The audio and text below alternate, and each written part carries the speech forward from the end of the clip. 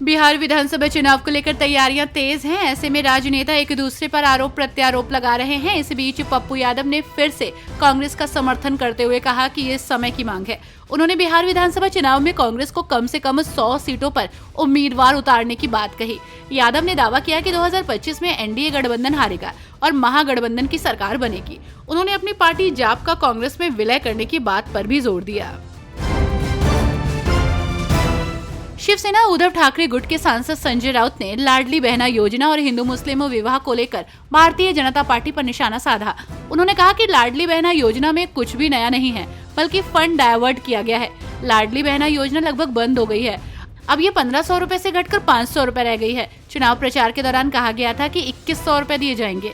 क्या एकनाथ शिंदे और देवेंद्र फडणवीस ने लाडली बहनों को अपना हिस्सा दिया?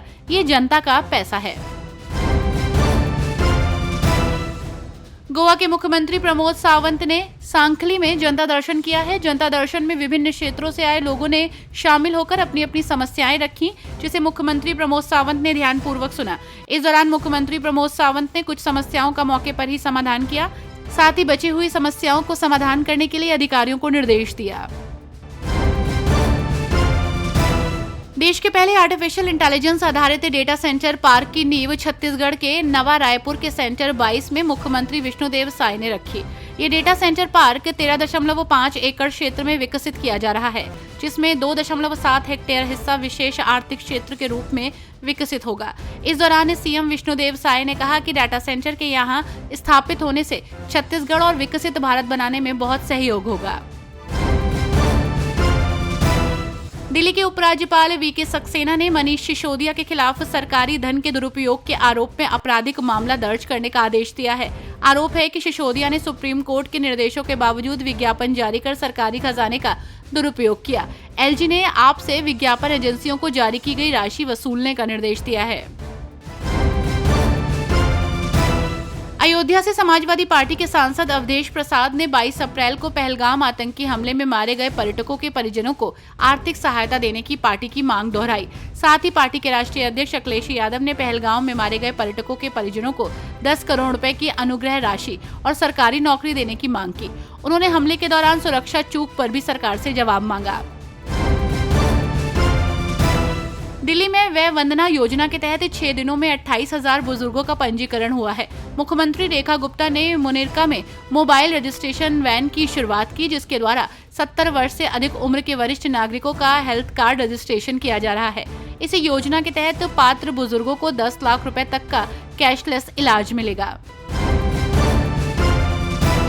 हरियाणा विद्युत विनियामक आयोग में जल्द ही एक नया सदस्य नियुक्त किया जाएगा।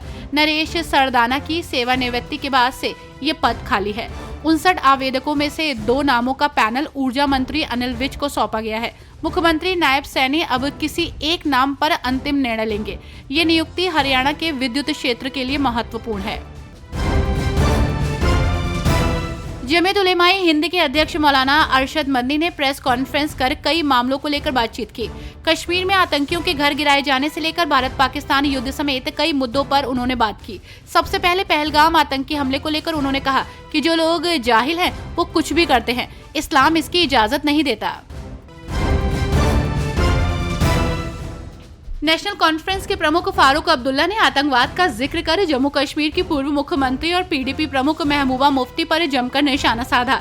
साथ ही उन्होंने दावा किया कि मुफ्ती आतंकवादियों के घर जाया करती थी। फारूक अब्दुल्ला ने कहा कि मैं महबूबा मुफ्ती की हर बात का जवाब दूं अच्छा नहीं लगता। मैं इतना ही कहूंगा कि ऐसा मत करिए। वे कौन थे जिन्होंने कश्मीरी पंडितों को मारा?